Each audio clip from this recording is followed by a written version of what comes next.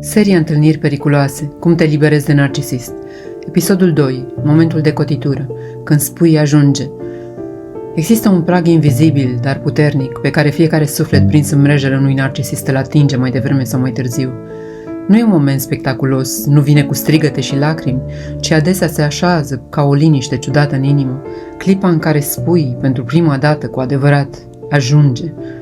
Până acolo treci într-un cer dureros, îi ierzi lipsa de empatie, îi cauți scuze pentru absențe, pentru criticile subtile, pentru tăcerile calculate, te agăzi de amintirea începutului, de acea intensitate care părea iubire, de promisiuni care n-au fost niciodată reale.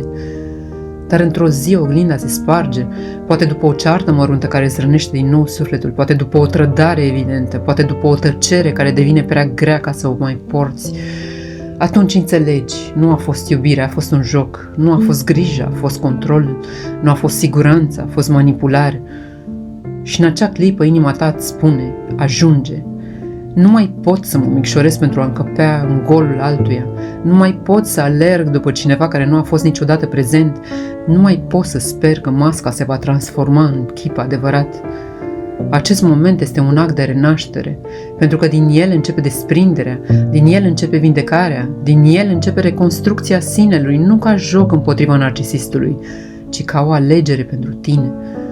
Lecția acestui episod, momentul în care spui ajunge, nu este un final, ci un început.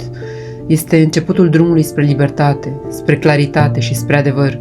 Și oricât de greu ar fi să te desprinzi de iluzie, amintește-ți că în spatele ei nu se află niciodată iubirea, iar ceea ce te așteaptă dincolo de ajunge nu este pierdere, ci recâștigarea vieții tale.